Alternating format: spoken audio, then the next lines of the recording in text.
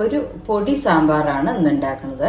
അതിന് വേണ്ടത് മത്തൻ, ക്യാരറ്റ്, ഒരു ചെറിയ കഷ്ണം ക്യാരറ്റ്, കുറച്ച് മത്തൻ, ഇത്തിരി കുമ്പളങ്ങ, ഒരു തക്കാളി, പിന്നെ പുളിവെള്ളം റെഡിയാക്കിയിട്ടുണ്ട്, പരിപ്പ്, മഞ്ഞൾപ്പൊടി, മുളക് പൊടി, ബ്രാഹ്മിൺസിന്റെ സാമ്പാർ പൊടി, വെളിച്ചെണ്ണ, കടുക്, കരിവേപ്പിൻ്റെ ഇല, മല്ലിയില. ഇതാണ് വേണ്ട സാധനങ്ങൾ കേട്ടോ. നമുക്ക് ഇതിലേക്ക് സാമ്പാർ ഉണ്ടാക്കാൻ, പൊടി സാമ്പാർ ഉണ്ടാക്കാനുള്ളതിൻ്റെ സാധനങ്ങൾ. ഇത് പെട്ടെന്ന് നമുക്ക് ഉണ്ടാക്കാൻ പറ്റുന്നതാണ്.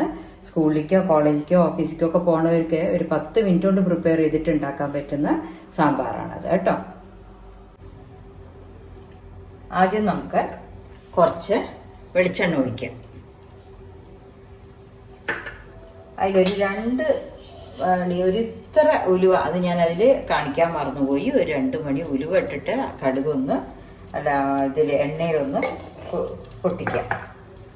ആ ഉലുവ ഒന്ന് വറുത്ത് വന്ന ആ മണം വരണം.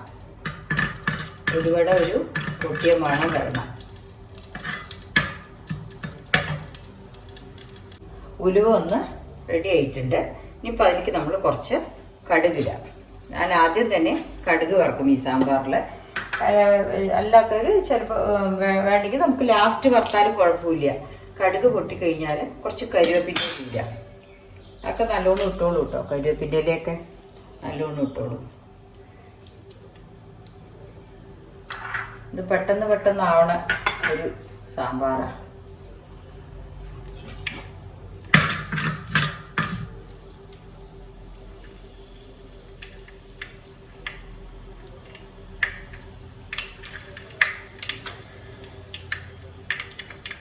കടുക് പൊട്ടിയിട്ടുണ്ട്. ഇനി ഞാൻ കരിവേപ്പിൻ്റെ ഇല ഇട്ട് അതിൽ തന്നെ ഗ്യാസ് ഒന്ന് സിമ്മിലേക്ക് വെച്ച് ഇത് മല്ലിപ്പൊടി, 1 സ്പൂൺ മല്ലിപ്പൊടി കേട്ടോ, നിറച്ചൊരു സ്പൂണ് മല്ലിപ്പൊടി ഇട്ടോളൂ. മുളക് പൊടി നിറച്ചൊരു സ്പൂൺ മുളക് പൊടി ഇട്ടോളൂ. ഇതൊക്കെ എടുത്ത് വെച്ച അളവാണ്. 1 സ്പൂണ് മുളക് പൊടി. അതിൻ്റെ ഒപ്പം തന്നെ ഈ 2 സ്പൂണ് സാമ്പാർ പൊടി എടുത്തിട്ടുണ്ട്, ബ്രാഹ്മിൺസിൻ്റെ 2 സ്പൂൺ സാമ്പാർ പൊടി. അതൊന്നും ഇങ്ങനെ വഴറ്റുക. ആ വഴറ്റിയതും ഒന്ന് ബ്രൗൺ നിറമായില്ലേ. ഇനി ഇതിലേക്ക് നമ്മൾ ഈ മുറിച്ച് വെച്ച പച്ചക്കറി, കുമ്പളങ്ങി, ക്യാരറ്റും മത്തനും, അത് ഇട്ടിട്ട് നന്നായിട്ട് അങ്ങോട്ട് ഇതാക്കി പുരട്ടിയെടുക്കണം.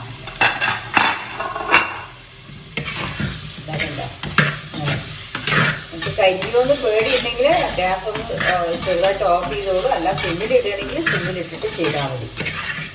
വേറെ ഇതുമാതിരി വേണം വറുത്തെടുക്കണം. പച്ചക്കറി അരിക്ക് വറുത്തെടുക്കാം. ഉണ്ടോ? ഇതുമാതിരി വറുത്തെടുക്കണം. ആ വറുത്തെടുത്തതും അതിൽ കുറച്ച് തക്കാളി ഇടാം. തക്കാളി മുറിച്ച് വെച്ചിട്ടുണ്ട്. ഇനി അതൊന്ന് ഇളക്കിയിട്ട് ഞാനിപ്പോൾ അതിൽ തക്കാളി ഇട്ടിട്ടുണ്ടല്ലോ, ഒരു 2 ഗ്ലാസ് വെള്ളം ഒഴിച്ചിട്ടുണ്ട്.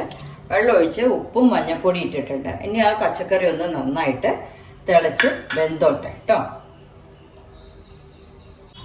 ഇപ്പം നമ്മുടെ സാമ്പാർ നന്നായി തിളച്ചിട്ട് ആ പച്ചക്കറിയൊക്കെ കണ്ടു നല്ല ആ മസാലയും എല്ലാം കൂടെ റെഡി ആയിട്ടുണ്ട്. ഇനി നമ്മൾ അടുത്തത് പുളിവെള്ളമാണ് ഒഴിക്കുക.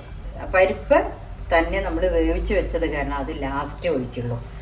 പുളിവെള്ളം വേവിച്ചാൽ എന്താ വെച്ചാൽ പച്ചക്കറി വെന്ത ശേഷമേ പുളിവെള്ളം ഒഴിക്കാൻ പാടുള്ളൂ. അല്ലെങ്കിൽ പച്ചക്കറി ആ പുളിവെള്ളത്തിൽ വേവാൻ കുറച്ച് ബുദ്ധിമുട്ടാണ് കേട്ടോ. കുറച്ച് വൈകുന്നേ ഉള്ളൂ, എന്നാലും പെട്ടെന്ന് ആയി കിട്ടില്ല. അപ്പോൾ നമ്മൾ ഇതിപ്പോൾ കലക്കി വെച്ചിട്ടുണ്ട്. അതിൽ പുളി പാകത്തിന് എല്ലാവരും നോക്കി ഒഴിച്ചാൽ മതി, അധികം ആവണ്ട. ആവശ്യത്തിന് നോക്കി ഒഴിക്കുക, ടേസ്റ്റ് നോക്കിയ ശേഷം ഒഴിക്കുക. എന്നിട്ട് പുളി പാകം ഉപ്പും ഒക്കെ നോക്കിക്കോളൂ, എല്ലാം റെഡി ആയിരിക്കും. അവസാനം പുളി നന്നായി തിളച്ച ശേഷം കഷ്ണത്തിലൊന്ന് പിടിക്കണം. പുളി പാകമാണ്. കഷ്ണത്തിൽ പിടിച്ച ശേഷം പരിപ്പിലിട്ടാം.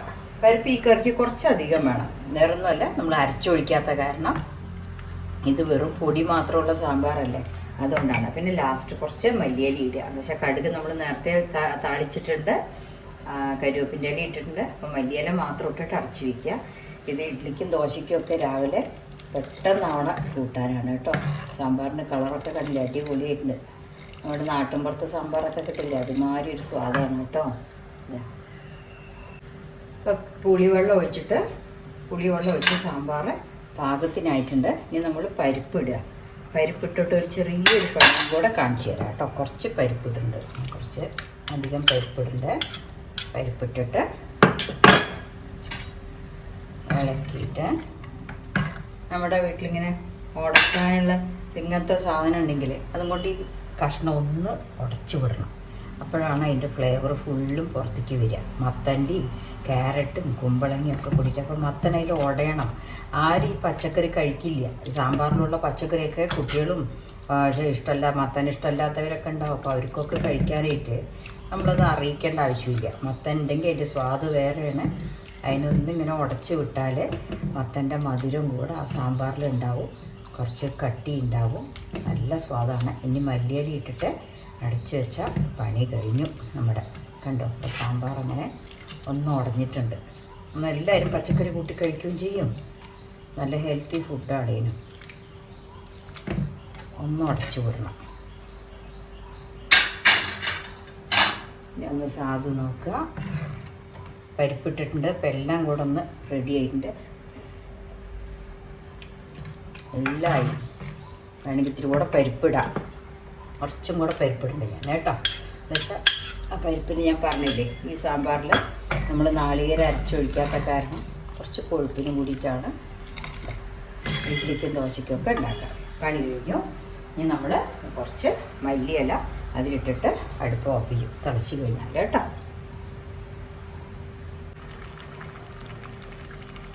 ഇത് നന്നായി തിളച്ചിട്ടുണ്ട്. സാമ്പാർ കേട്ടില്ലേ, അസലായിട്ടുണ്ട്. നല്ല ടേസ്റ്റാകും. ഇനി ഇതാ മല്ലിയില ഒന്ന് ചെറുതാക്കിയിട്ട് തന്നെ ആക്കിയിടുക. ഇനി അടച്ച് വെച്ചിട്ട് ഒന്ന് ചൂടാറിയാൽ നമുക്ക് കഴിക്കാം. കണ്ടില്ലേ സാമ്പാർ എങ്ങനെയുണ്ടെന്ന്? എല്ലാവരും ഉണ്ടാക്കി നോക്കൂ കേട്ടോ. പെട്ടെന്നാവണതാണ്. പച്ചക്കറിയൊക്കെ റെഡിയാക്കി വെച്ചാൽ 10 മിനിറ്റ് കൊണ്ട് സാമ്പാറിൻ്റെ പണി കഴിയും. Thank you.